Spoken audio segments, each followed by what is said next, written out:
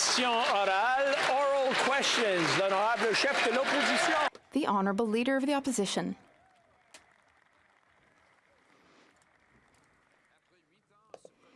After 8 years, this Prime Minister has said that these are difficult times for politicians.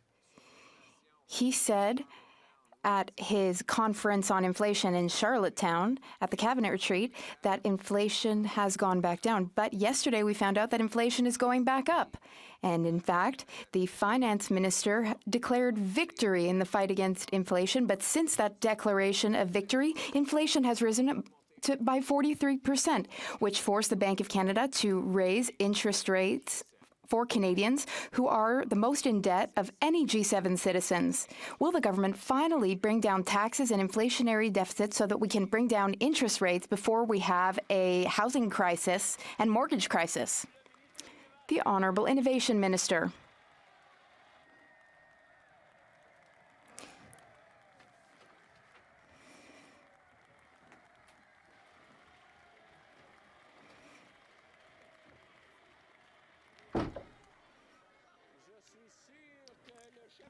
Now, I'm sure that the opposition leader would like to hear the answer.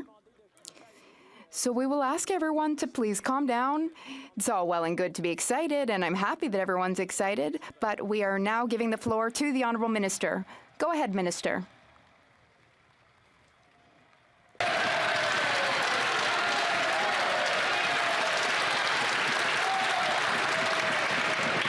Allez-y.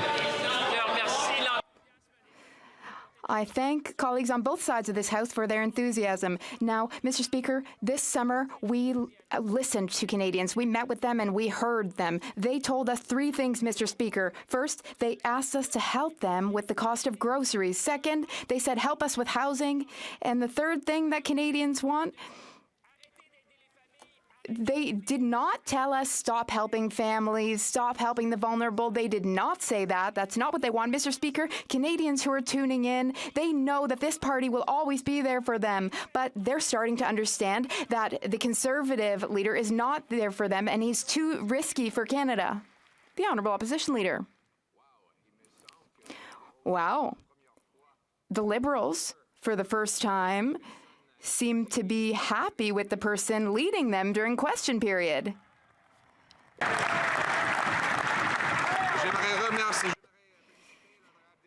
I congratulate the member for his new role.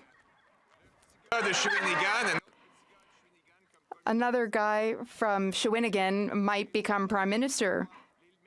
And I understand, even the Liberals want to sack the Prime Minister because the Prime Minister costs too much and he's not worth the cost. He's just not worth it. The Honourable Innovation Minister. Mr. Speaker, the Conservative leader likes his big speeches, but Canadians told us very clearly that they need our government to help them. That's why we're here for them. We're helping with grocery costs, Mr. Speaker. We also called in major grocery heads this week. We are going to bring down GST for housing. We are going to take action to help Canadians, Mr. Speaker. Canadians are tired of hearing the Conservative leader's slogans. He takes too many risks. He's too risky and dangerous for Canada, but we are there for Canadians, and we always will be, Mr. Speaker. The Honourable Opposition Leader. Speaker, at his recent retreat in Charlottetown, the Prime Minister said that life is really tough for politicians. Today he's off for another trip to New York for 3 days to give a couple of speeches and burn a whole lot of fuel. At the same time as he raises carbon taxes on Canadians for the crime of driving to work and feeding their families. Yesterday, inflation was up and way up. It is accelerating. It is higher than in the States and in Japan, which could drive up interest rates. Will he balance the budget and axe the tax to bring inflation and interest rates down? Yeah. The Honourable Minister of Energy. Thank you. Thank you, Mr. Speaker.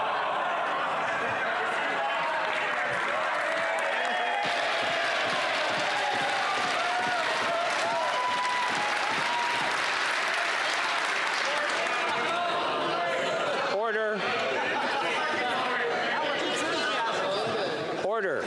Order. Order.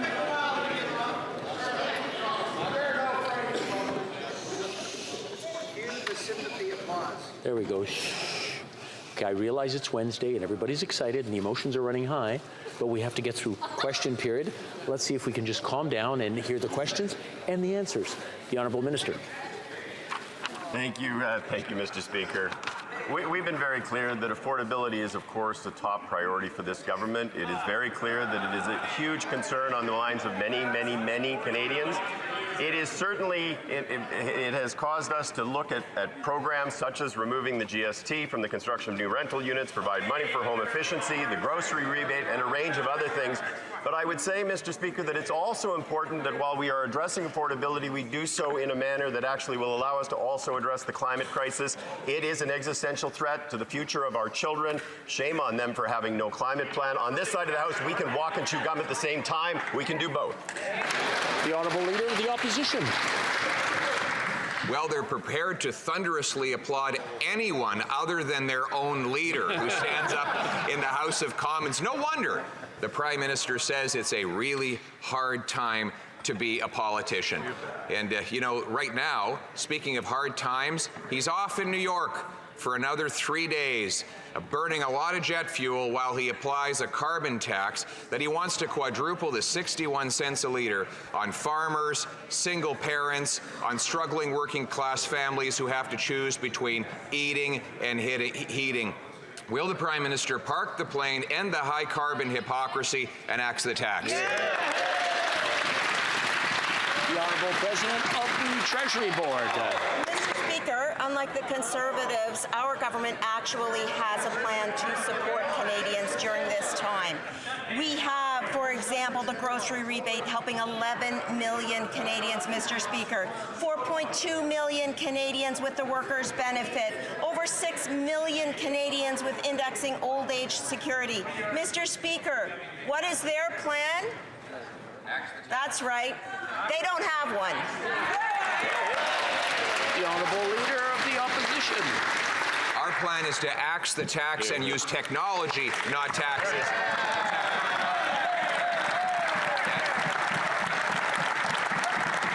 It's really incredible that this high-flying, high-carbon hypocrite is jetting around the world at the expense of Canadian taxpayers at the same time as he raises fuel taxes on everyday Canadians.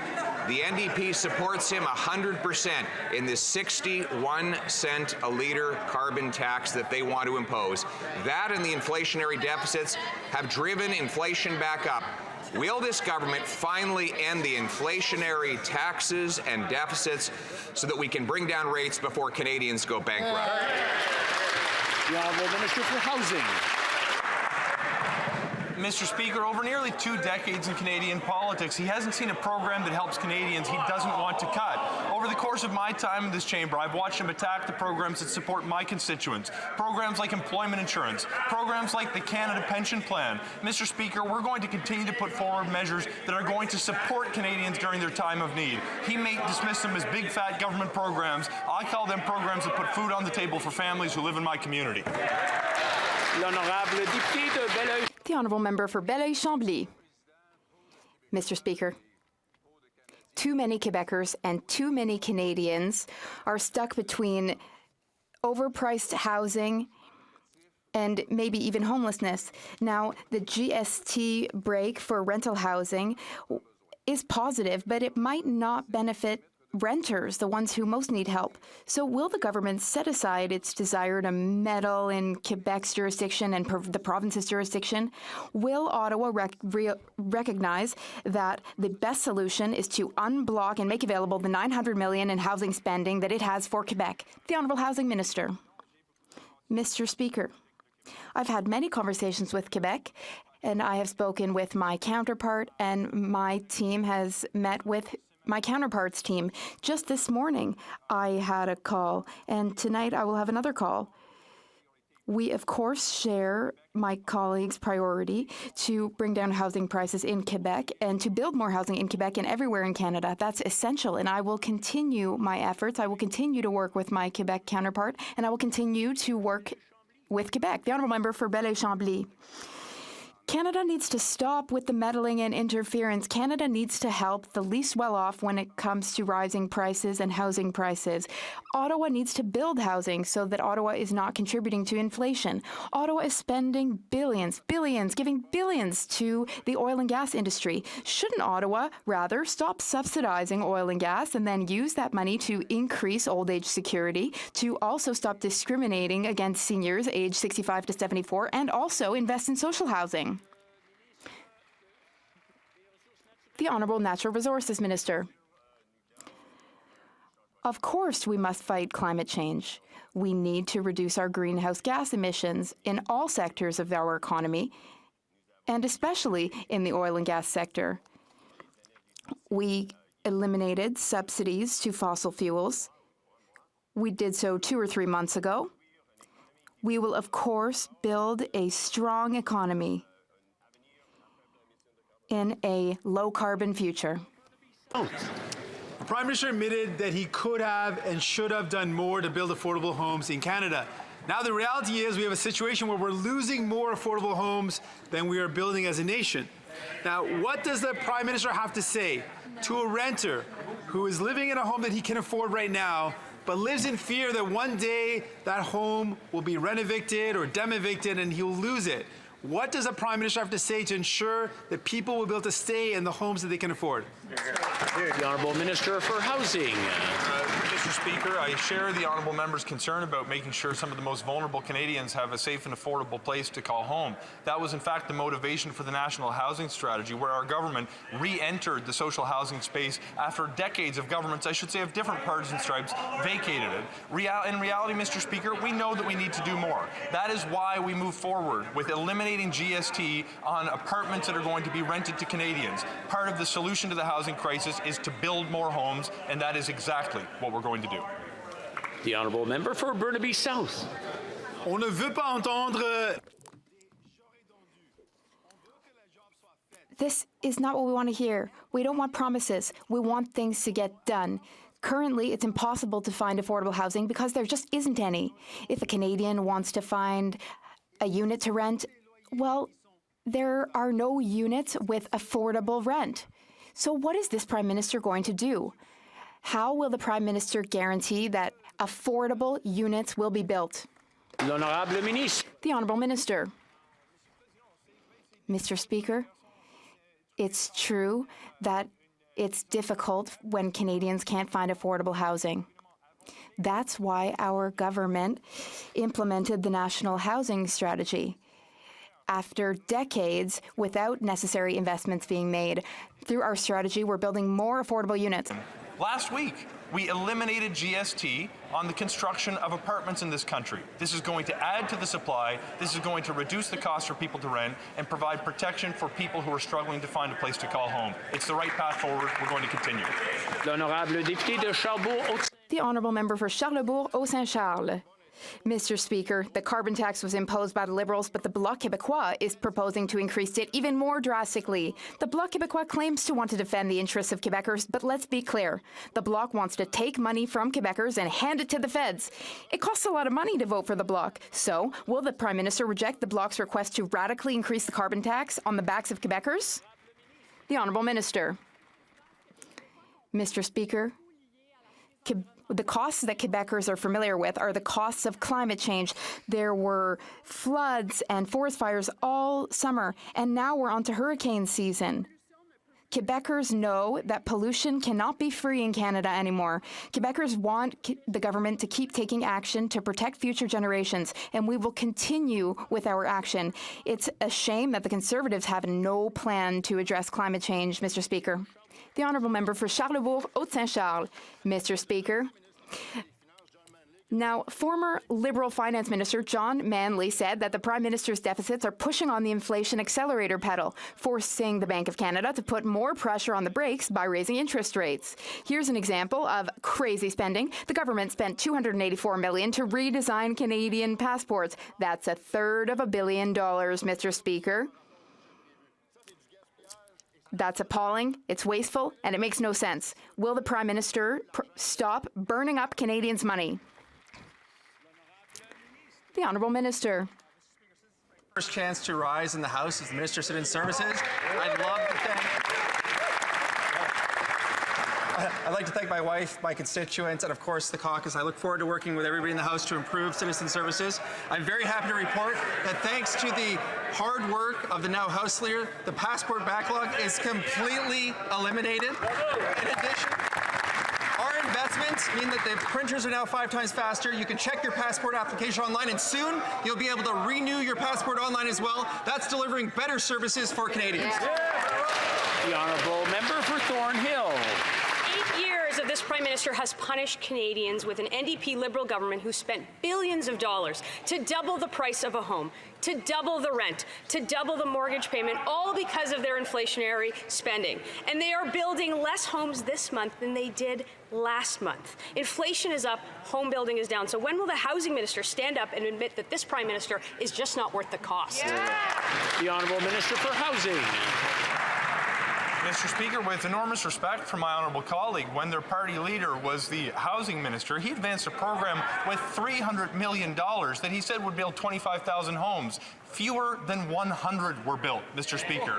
We have advanced programs that are going to build homes and that have been building homes. The reality is we know we need to do more. That's why we're eliminating the GST on apartments to be constructed. That's why we are advancing a plan to change the way that cities build home. It is working. We can't do it alone, but we will bring communities, we will bring provinces with us. It's the right path forward. I hope the Conservatives join us. The Honourable Member for Thornhill. The cost of a home has doubled in this country. The minister who made international students sleep on the streets and lost track of 1 million people is now in charge of building homes in this country.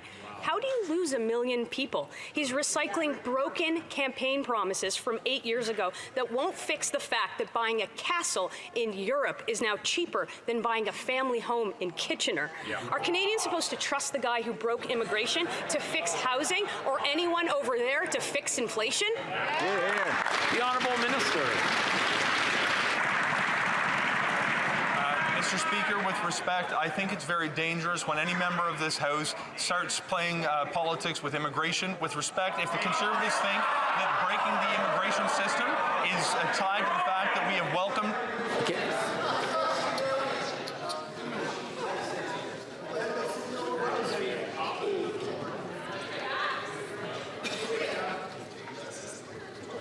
The Honourable Minister, you have 20 seconds. Please continue. Mr. Speaker, welcoming an ambitious level of newcomers is not breaking the immigration system, and we want to make sure communities are equipped to welcome them. We are not going to take lessons from the Conservatives, who failed miserably when it came to housing by doing absolutely nothing. We have removed taxes on home construction. We are changing the way that cities build homes. We're going to build Canada, and we're going to advance the measures to make it happen. The Honourable Member for Haldimand and Norfolk. Mr. Speaker, they lost track of 1 million people. After 8 years of this Prime Minister, housing prices are at an all-time high, and many Canadians have lost hope of ever owning their own home. This is a direct result of the NDP Liberal government's reckless deficit spending that has poured countless cash into the economy, driving up inflation, which has driven up interest rates, which has doubled mortgage rates. Will this Prime Minister finally stop his inflationary spending so that Canadians can once again keep a roof over their head? The Honourable Parliamentary Secretary. Mr. Speaker, I hope that this feigned compassion on behalf of the Conservatives isn't fooling Canadians, because on 2 occasions, Mr. Speaker, on 2 previous occasions, the Conservative voted against lowering taxes for the middle class in this country. We have been crisscrossing the country over the course of the summer, Mr. Speaker. Not a single Canadian has told us that they would like us to cut our programs. Canadians are relying on the supports that our government is providing, and we are providing them in a fiscally responsible way. The Honourable Member for Haldimand Norfolk. Mr. Speaker, former Liberal Finance Minister John Manley said that the Liberal deficit spending is like pressing a gas pedal on inflation, while the Bank of Canada is trying to press the brakes on it by raising interest rates. 8 years ago, Canadians could afford to pay off their mortgage in 25 years. Now, it takes 25 years just to save for a down payment. When will this Prime Minister stop his reckless spending so that Canadians can once again afford to buy homes. The Honourable Parliamentary Secretary to the Deputy Prime Minister. Once again, just a few weeks ago, rating agencies confirmed Canada's AAA credit rating. That is because what we are doing is spending in order to support Canadians, but doing so in a responsible way. Mr. Speaker, we have just announced the next step in our plan to build more homes faster. What we will do is create more apartment buildings for more Canadian families right across the country. The response from the Conservative leader was, we don't need any more of those. Mr. Speaker, Canadians do need their federal government, and this is the federal government that has their back. The Honourable Member for Belleuil-Chambly. Mr. Speaker, this week is the Global Oil Convention in Calgary. Ottawa sent 3 ministers. 3 ministers. That's not 0. 3. That sends a message. And then the Prime Minister has the gall to go to UN meetings on climate change. Meanwhile, oil and gas, big oil, they're getting filthy rich. And oil and gas are getting richer on gas prices going up at the pump. So, will the government commit to ending subsidies to big oil? The Honourable Natural Resources Minister. As I said, we have implemented a framework to reduce and eliminate subsidies to oil and gas, to fossil fuels. I went to Calgary. I gave a speech on climate change and the importance of reducing greenhouse gas emissions in all sectors of our economy, which includes the oil and gas sector, of course. The Honourable Member for Belleuil-Chambly. The government subsidizes rich oil and gas companies that don't at all need the money. Meanwhile, the government is holding back money for social housing. The government is refusing to increase old age security, which is decreasing. Pensions are decreasing. Shouldn't the government take the money that it gives oil companies and instead invest that money in social housing and old age security? The Honourable Minister.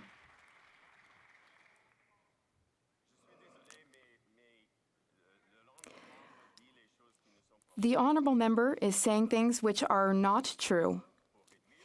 We have implemented a framework to reduce and eliminate fossil fuel subsidies. That's very important.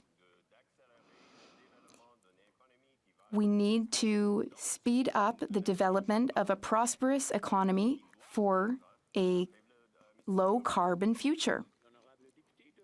The Honourable Member for Mégantic-L'Érable.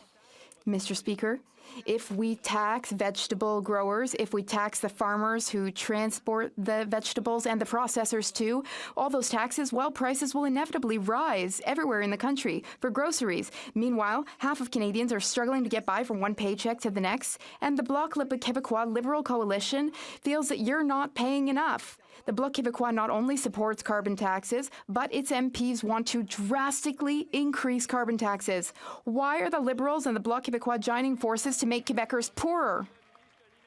The Honourable Innovation Minister.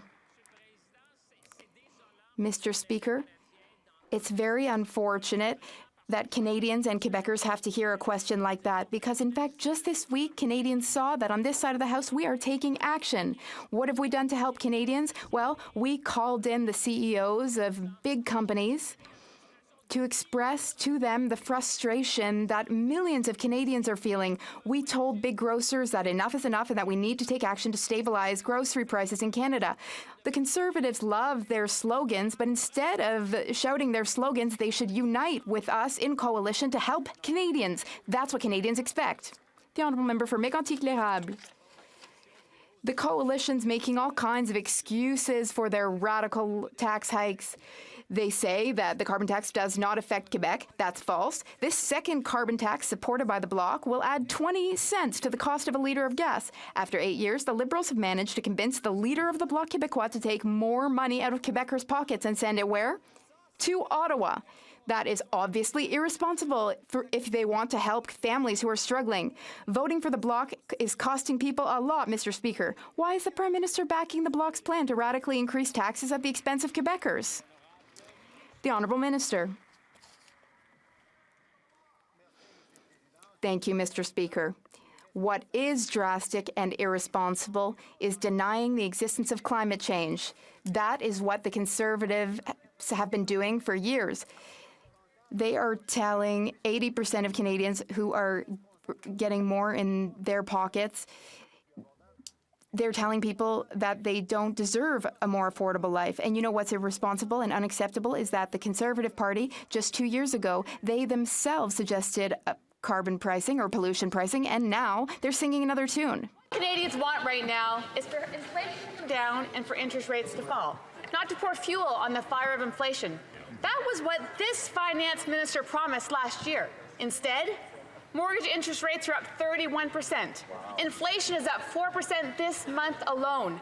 After 8 years, this Liberal NDP government refuses to be the financial stewards that this country so desperately needs. The Prime Minister is not worth the cost. Mr. Speaker, will the Prime Minister finally stop his inflationary spending so Canadians can keep a roof over their head? The Honourable Minister of Health. Thank you, Mr. Speaker. Let's be specific about what they're talking about when they're talking about cuts. Because when they're talking about dealing with global inflation, they want to do it on the backs of the most vulnerable, as if cutting from the most vulnerable people in Canada is going to somehow fix global inflation. That means, as an example, with the dental care program that we're rolling out, 3.5 million seniors will lose their dental care. That means 181,000 people with disabilities will lose their dental care. That means 1 million children will lose their dental care. That's what they're talking about, Mr. Speaker. Let's be clear about what their real plan is. The Honourable Member for Hastings, Lennox and Addington. False and empty, condescending rhetoric. Let's quote former Liberal Finance Minister John Manley. This is a bit like driving your car with one foot on the gas and the other on the brake, especially if there's slushy conditions under your tires. It's not a good plan for controlling the direction of your vehicle, nor is it a good plan for controlling the direction of the economy either. After 8 years, this Liberal NDP government is still not able to address the housing and living crisis that they helped create. Mr. Speaker, again, will the Prime Minister finally stop his inflationary spending so people don't go bankrupt? Yes or no? The Honourable Government House Leader. You know, Mr. Speaker, what the Conservatives, when they were in government, they had higher unemployment, lower wages, and stagnation when it came to poverty rates. Mr. Speaker, when they're talking about cutting, they're talking about cutting things like childcare. They're talking about cutting things like dental care. They're talking about rolling back pensions, just like they did when they were in government, Mr. Speaker. Mr. Speaker, what Canadians need right now is a government that's there for them, and what they can't afford is the risky ideas of the Conservative Party of Canada. Thank you, Mr. Speaker. Now, before going to the next question, I just want to compliment the honourable members for South Shore St. Margaret's and Dufferin Caledon, who are very quiet during the questions. Now, if you could just carry that through the answers, I would really appreciate it. The honourable member for Vancouver East. Conservatives and Liberals caused the housing crisis by cancelling the National Co-op and Housing Program 30 years ago.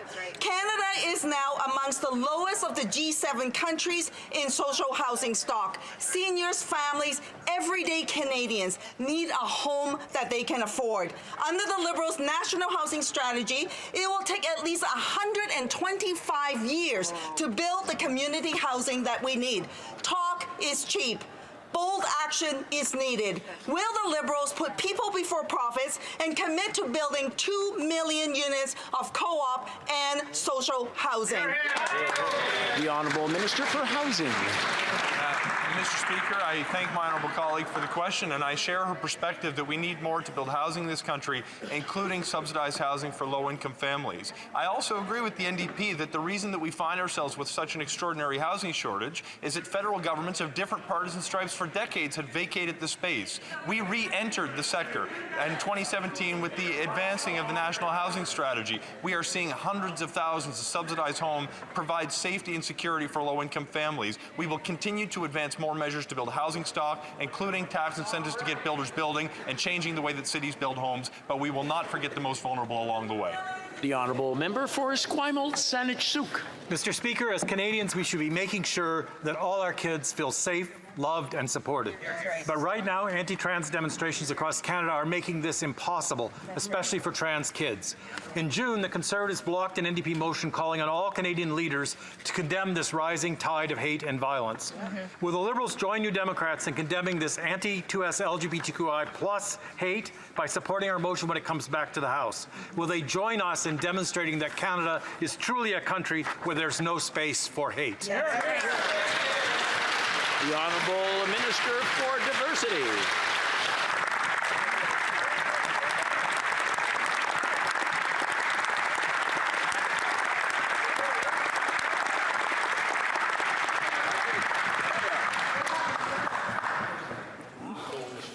Mr. Speaker, and a special thank you to the member across for his work, his advocacy, and his lived experience.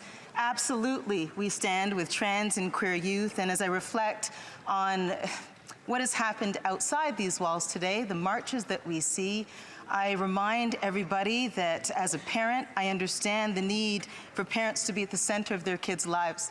But I also very much understand the need to center trans and queer kids and make sure that they are heard, make sure that they have safe spaces. To those kids, we're with you. We hear you.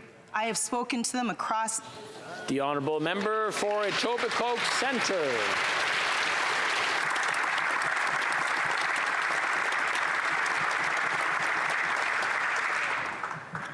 Mr. Speaker, as we speak, the Ukrainian people are risking everything and sacrificing their lives to defend their homeland against Russia's genocidal invasion. Russia's invasion is not just an existential threat to Ukraine. It is also the primary reason for food and energy price inflation here in Canada and around the world, and it is a major threat to global security and to Canada's security. So Canada must stand with the Ukrainian people until they win.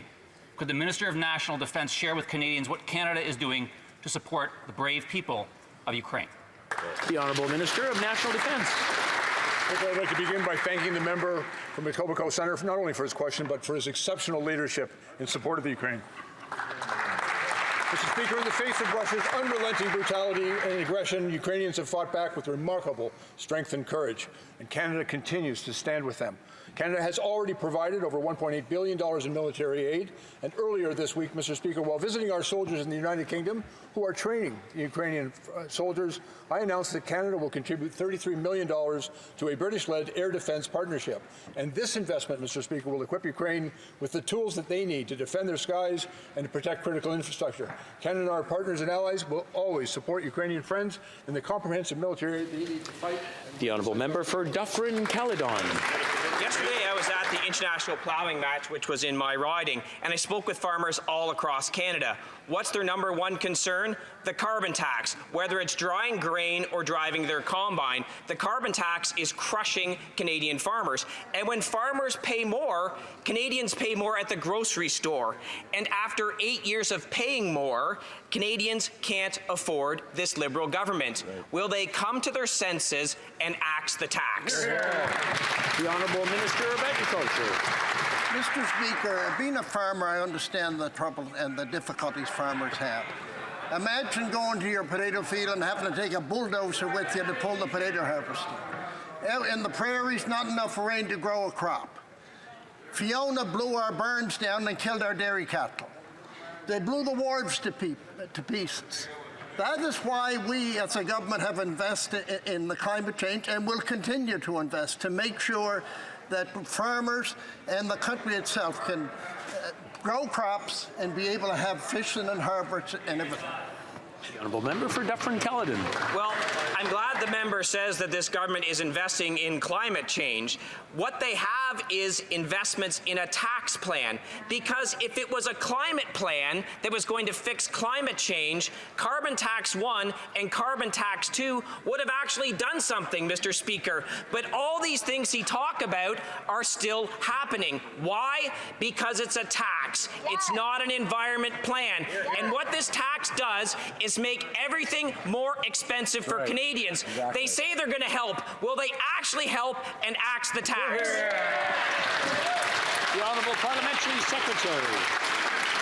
I represent a rural riding too, and what that member doesn't get is that farmers believe in climate change and they want to help fight it. I spent the summer with my community listening to their concerns, and I heard them loud and clear. Affordability is a major issue, and we're reminded harshly through the wild.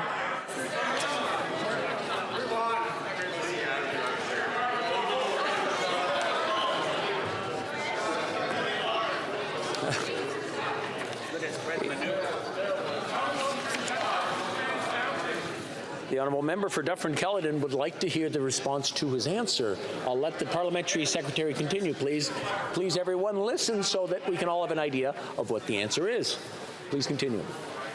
Thanks very much, Mr. Speaker. And like I was saying, like the member, I live in a rural riding too. And unlike the Conservatives, I spent the summer talking to my constituents and hearing their concerns, and I heard them loud and clear. Affordability is a top issue, but we're also reminded harshly through extreme weather events throughout the summer that fighting climate change is more important than ever. We have a plan to address both, Mr. Speaker. That's important, environment and climate change, as well as affordability. But the Conservatives don't have either. Our climate action incentive sends more money back to...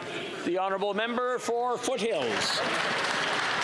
Once again, the Liberal Agriculture Minister claims that farmers support the carbon tax. How out of touch can a minister be? Only 2% of Canadian farmers think the Liberals even support agriculture because they know this Prime Minister is unaffordable. Farmers can't afford to pay close to $1 billion in carbon taxes. They can't afford it when diesel goes up 70 cents a litre. They can't afford to pay more in fertilizer and feed and higher interest rates.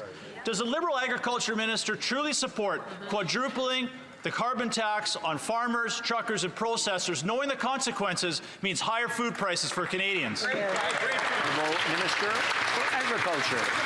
And I appreciate my honourable question, but the fact of the matter is farmers are fully aware of what's taking place in this country. Hurricane Fiona blew down our barns, killed our cattle. Temperatures went to 50 below zero, extreme winds over 200 kilometers an hour, blowing everything to pieces, Mr. Speaker. Farmers fully understand that that adds cost to everything, and in fact that is why this government has and will continue to invest in climate change and to make sure we stand with farmers. We have and will continue to stand with our farmers. The Honourable Member for Beauce.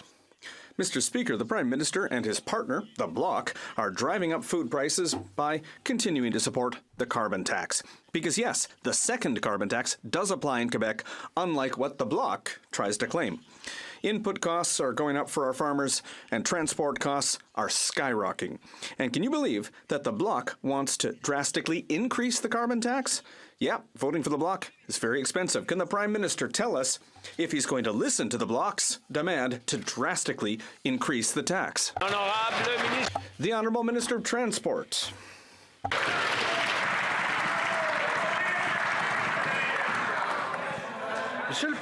Mr. Speaker, my colleague wants to talk about costs. How much does it cost a forest that burns? How much does it cost our lakes, our rivers, when they flood? How much does it cost a tornado, a hurricane that hits our rural areas? How much does that cost in health care for our kids? Mr. Speaker, there's one thing that's very clear. Canada doesn't have, can't afford the Conservatives. The Honourable Member for Beauport-Limoilou. Mr. Speaker, when the federal government finally named Davy the third partner in the national shipbuilding strategy, we thought that things would finally turn around in Quebec City. But has anything changed? No, nothing. The federal government gave about $500 million to Irving to modernize their shipyard. How much for Davy? Zero. How many of the 7 contracts for icebreakers that the Prime Minister came and promised in April with a beautiful photo op? How many did we get? Zero. Zero. No subsidies, no contracts. So what is it really worth to date, the federal government's commitment to Davy? The Honourable Minister of Public Services. Thank you, Mr. Speaker, and I'm very happy to answer this question. And I would note that my colleague was present as well at that announcement last spring, and she saw then, as she can see today, the extent to which the workers, the 1,300 suppliers, and all the partners in the Quebec City area were very happy with that decision, with the choice that we've made in favor of the Quebec City region. And I think that she should recognize, beyond partisanship, that we're there for workers, we're there for the suppliers, and we're there for the people of Quebec City. Député de Beauport. The Honourable Member for Beauport-Limoilou. $500 million in public money for Irving, zero for Davie.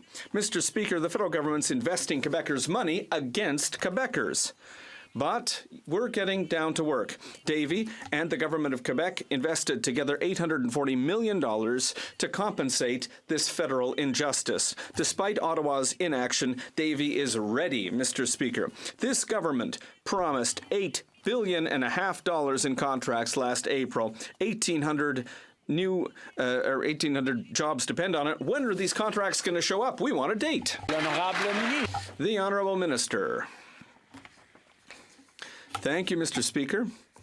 I would be very happy to brief my colleague on this. I think that she forgot what we presented last spring, and I think she's forgotten that the contracts are already in place. There are about 1,000 workers in the shipyards right now. There are going to be contracts for the next 20 to 25 years with thousands more workers that are going to be hired.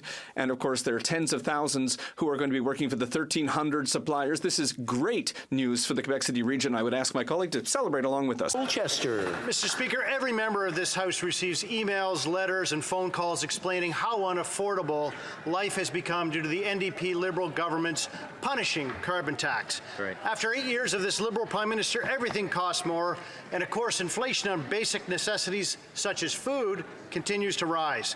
The price of lettuce is up, the price of carrots is up, the price of potatoes is up, all more than 70%. And quite frankly, Mr. Speaker, Canadians are fed up. Yep. Will this Liberal Prime Minister cancel his plans to increase his inflationary carbon tax? The Honourable Minister for Housing. Mr. Speaker, it's hard to take seriously a question from the honourable member when just a couple of evenings ago I read a news article indicating he and some of his Conservative colleagues went on a $45,000 trip to have $600 bottles of champagne in the United Kingdom so they could meet with people who oppose sensible policies to put a price on pollution. The reality, Mr. Speaker, is that we're going to continue to put forward measures that grow the economy, and I'll take this moment to point out that the Conservatives, contrary to the will of the provincial Conservative government in Nova Scotia, are opposing a regulatory framework that's going to allow us to build offshore renewable energy, get with the times. We're going to build a green economy for the future. The Honourable Member for Cumberland, Colchester.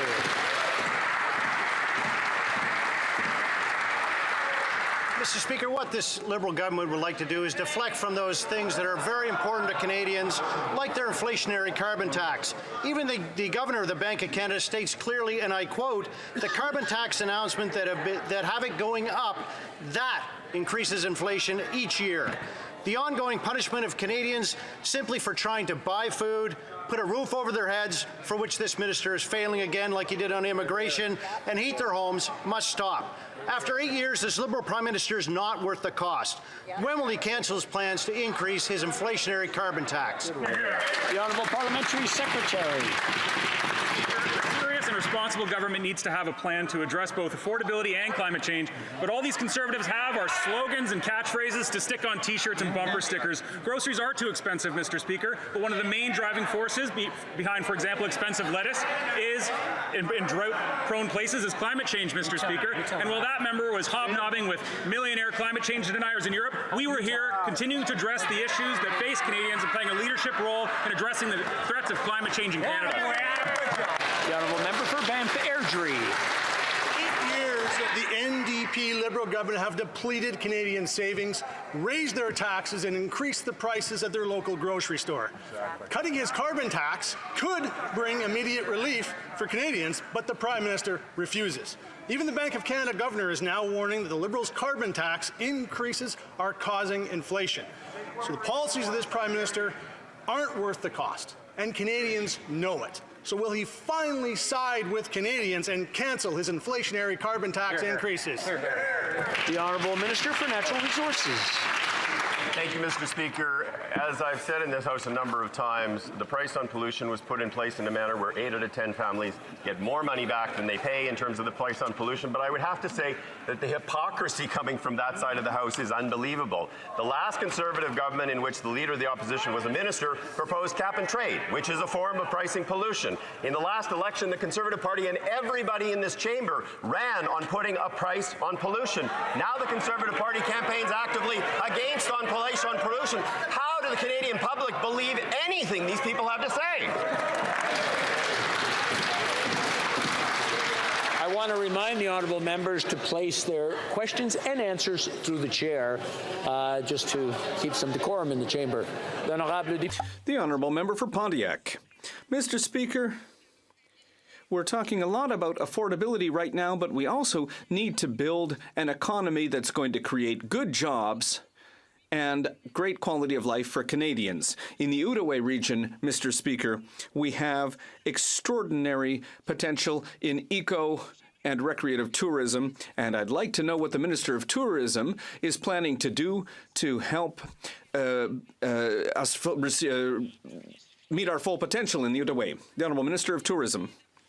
Thank you, Mr. Speaker. The member for Pontiac is right. Tourism is an economic engine in our regions, and that's why the government, through Economic Development Canada, has provided $700,000 to 8 Outaouais businesses to help them improve their tourist accommodation offering. We want people to come. We want them to be able to stay more than just one day, Mr. Speaker. I would invite everyone, by the way, to explore the Outaouais because there are all kinds of ecotourism activities in place, and I'd like to thank the member for Pontiac for all the work she's doing on economic development in our regions. Simcoe. Mr. Speaker, new documents show the Liberals billed Canadians more than $250,000 for a 3-day cabinet meeting supposedly focused on tackling inflation. Instead of coming up with any real plans to make life more affordable, this out-of-touch Prime Minister and his cabinet spent their time eating expensive meals at high-end restaurants. Inflation is out of control, but the Liberals won't stop living large. Will the Prime Minister take the silver spoon out of his mouth, axe the carbon tax, and show respect to Canadian taxpayers? The Honourable Government House Leader. Mr. Speaker, what this government has been focused on for the last 8 years is making sure that we are advancing measures that help Canadians. We increased the Canada Child Benefit, which instead of sending checks to millionaires, we made sure that the poorest and most vulnerable got the maximum that they could have. When it comes to childcare, Mr. Speaker, we've cut fees in half by over 50%. When it comes to child poverty, Mr. Speaker, we have lifted 450,000 children out of poverty. Mr. Speaker, what the Conservatives don't understand is that not only have we been listening to Canadians, but we have been acting on their behalf, and we continue to work hard for Canadians every single day. Thank you, Mr. Speaker. Well, member for Lethbridge. And yet somehow life is less affordable than it has ever been. Because there's this punitive thing called the carbon tax that the Liberals have applied to every single heating bill of Canadians, every single grocery bill of Canadians, every single fuel cost that Canadians incur at the pump. And Canadians are struggling to make ends meet. And this government doesn't care. There is a very tangible action that can be taken on behalf of Canadians, and that is to scrap the tax. When will this government find themselves on side with the Canadian public and finally get rid of the punitive carbon tax? The Honourable Government House Leader. Mr. Speaker, it's incredibly disappointing to hear from the members opposite when it comes to being there for Canadians, because over the past summer there have been hundreds of thousands of Canadians who have been displaced from their homes because of wildfires, because of climate change related disasters. In fact, an entire community and Yellowknife was evacuated because of unprecedented wildfires. Mr. Speaker, the Conservatives can continue to bury their heads in the sand. We are going to continue to act to fight climate change because this is existential. Our job as a government is to protect Canadians, and we will continue to do that. Thank you, Mr. Speaker. Honourable member for Lethbridge. Well, I'm glad to hear the honourable member concede that despite the carbon tax, zero nothing is being accomplished in terms of taking care of the environment and getting us to a better place. Exactly. But Canadians are certainly worse off. They're struggling to afford the basic necessities of life. They are going to the grocery store and they are literally spending hundreds of dollars and walking out with nothing more than a couple bags of groceries. That's not okay. And after 8 years of this NDP Liberal government, they're fed up and they can't afford the cost anymore. So when will this government finally make the right decision, axe the tax, and give Canadians hope? Hear, hear. The Honourable Parliamentary Secretary to the Minister of the Environment.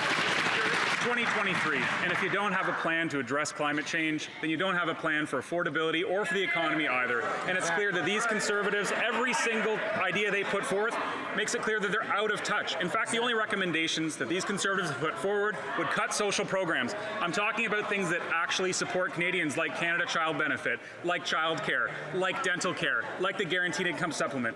The Conservative plan to fix global inflation by cutting people's services and benefits, Mr. Speaker, that's no plan at all. It's irresponsible, it's risky, and it would put Canadians, families at risk. The member for Yukon. Mr. Speaker, small businesses are the backbone of communities across our country, making up 98% of all businesses and employing 2/3 of Canadian workers. But many Yukon business owners have reached out to me over the past few months, outlining their struggles with rising costs while still trying to recover from the pandemic. Can the Minister of Small Business outline how we are continuing to support small business in Canada, including CEBA loan holders, at this time? Very great question.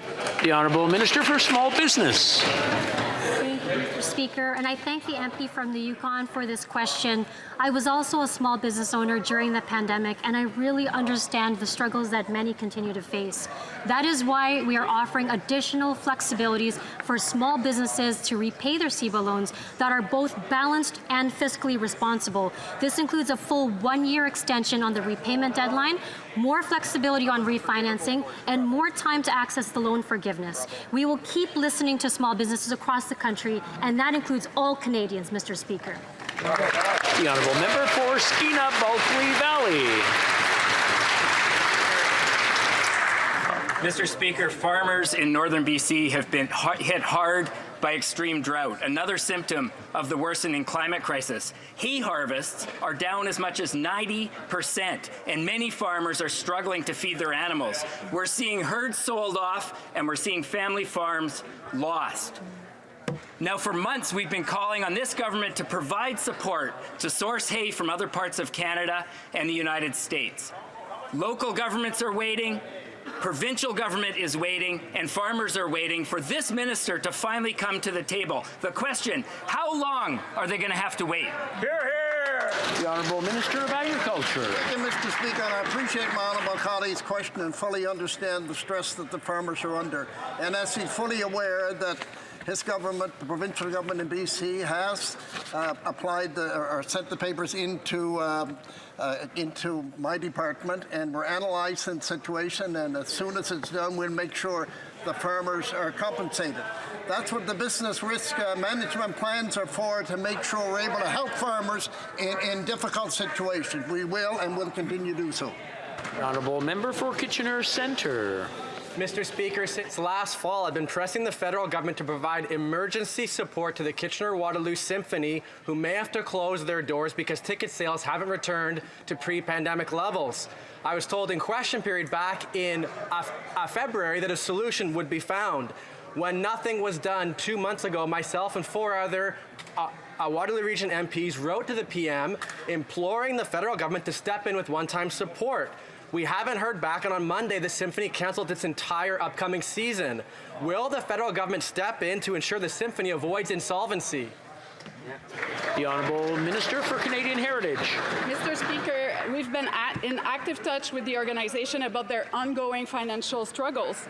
Recovering from the pandemic remains a challenge for performing arts organizations, which is why we took extraordinary measures to support them during the pandemic. We continue to support arts organizations through a range of programs, and we'll work with the organization to see how our programs could support them. Thank you, Mr. Speaker. I'm afraid that's all the time. C'est tout le temps que nous avons aujourd'hui. That's all the time we have today for question period. The Honourable